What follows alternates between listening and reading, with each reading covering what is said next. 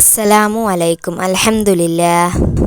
ഇന്നത്തെ ക്ലാസ്സിൽ ഞാൻ പറയുന്നത് ധാരാളം പേരുടെ ബുദ്ധിമുട്ടുകളും കടങ്ങളെല്ലാം മാറാനുള്ള ഒരു ദിക്കറിനെ കുറിച്ചാണ്.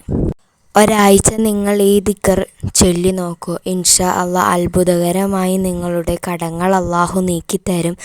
ധാരാളം കടങ്ങളുള്ളവർ, പ്രയാസങ്ങളുള്ളവർ എല്ലാവരും ഇത് ചെയ്യുക. ഇൻഷാ അല്ലാഹ് അല്ലാഹു പ്രതിഫലം നൽകുന്നതാണ്. പുണ്യമാക്കപ്പെട്ട റമളാൻ മാസത്തിൽ അല്ലാഹു ചോദിച്ചാൽ അല്ലാഹു എല്ലാവർക്കും നൽകുന്നതാണ്. ദുആകൾക്ക് ഉത്തരമുണ്ടെന്ന് പറഞ്ഞ മാസമാണ്. നമ്മളുടെ വിഷമങ്ങൾ, പ്രയാസങ്ങൾ എപ്പോഴും അല്ലാഹുവിലേക്ക് പറഞ്ഞ് ദുആ ചെയ്യുക. ഇൻഷാ അല്ലാഹ് ഉറപ്പായും അല്ലാഹു അതിന് ഉത്തരം നൽകിയിരിക്കും.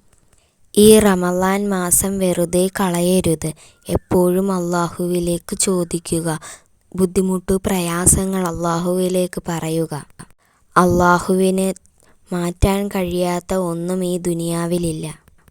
ഈ ദിക്ർ നിങ്ങൾ ചൊല്ലുമ്പോൾ മനസ്സിൽ നിയ്യത്ത് വയ്ക്കുക. ഇന്ന കാര്യം കൊണ്ടാണ് ഞാൻ ഈ ദിക്ർ ചൊല്ലുന്നത്.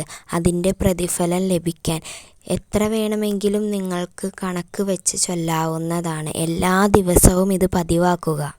നിങ്ങളിത് ചൊല്ലിയാൽ ഉറപ്പായും അതിൻ്റെ ഫലം അല്ലാഹു നിങ്ങൾക്ക് കാണിച്ചു തരും. ഈ ദിക്ർ ചൊല്ലുന്നതിന് മുൻപ് മുത്തുനബി സ്വല്ലല്ലാഹു അലൈഹി വസല്ലമ തങ്ങളുടെ പേരിൽ സ്വലാത്ത് ചൊല്ലുക. അതിനു മുൻപ് മുത്തുനബി സ്വല്ലല്ലാഹു അലൈഹി വസല്ലമ തങ്ങളുടെ പേരിൽ 3 ഫാത്തിഹ ഓതുക. അതിനുശേഷം നിങ്ങൾക്കറിയാവുന്ന ഏതെങ്കിലും ഒരു സ്വലാത്ത് ചൊല്ലുക. സ്വലാത്ത് ചൊല്ലി തുടങ്ങുന്ന എന്ത് കാര്യത്തിനും അല്ലാഹു ഉടനെ ഉത്തരം നൽകുന്നതാണ്. മനസ്സിൽ നിയ്യത്ത് കരുതാൻ മറക്കരുത്.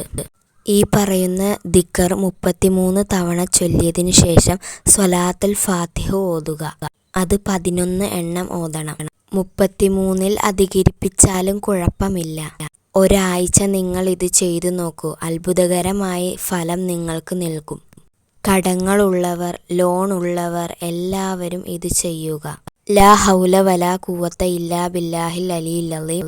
ഇത് 33 തവണ ചൊല്ലുക. അതിനുശേഷം ഹസ്ബുനല്ലാഹു നിഅമൽ വക്കീൽ, നിഅമൽ മൗലാ വ നിഅമൻ നസീർ എന്നതും 33 തവണ ചൊല്ലുക.